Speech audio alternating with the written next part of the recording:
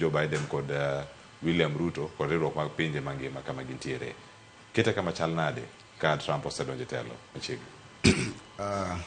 Cleophas adwakawo thuolo makende an bende mondo achiw puoch gi pak ne president ma Amerika mano yier nyoro mano migosi Donald Trump. To mokwongo wapenjo to Trump en ng'ama chal nade?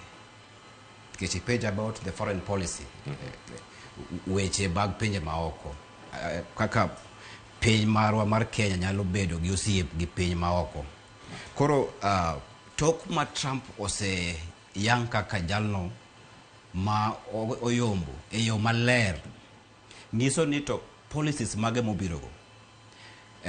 Jalno motelo ne Trump ma en Joe Biden ne oluongo ker marwa ma giandikre ma giwinjore gidhi chiwo omenda moro mamalang' ma idhi tedgo polise Haiti mondo gikel kwe kocha. To ng'eni sa ma ker moro amora odonje telo to obiro gi policies mage ma signing mane andika mane giketre piny mane Ruto gi ker ma Amerika Joe Biden okete kokgi mondo gikaw polise gitera Haiti. Mano was an executive order, en order ma president birogo to be nyalo be gole be. Iwinjo ma ker manyien modonjo nyalo amua ni kik odhi mbele gi policy mane jalno motelo ne notimo ng'owa noketo kanyo.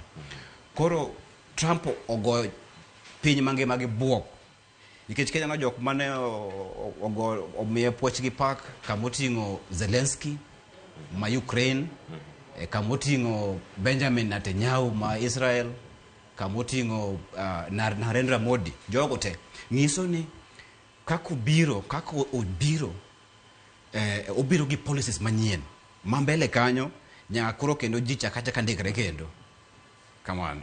Kamano wacho ni en paro mantiere kuonde mopogore. To Trump odiochieng' machon noloso ma sigana moloso kaka kod jafwambo wadwa Nyakidi wawinjane kaka chal mar wach ne nitiere kanyo ka oting'o nyaka jogo kama ne giwacho ni en nyasi mano bagi ahinya mano alwora ma Florida mano kama ne gintiere kacha. Wawinjane kaka chal mar wach ne.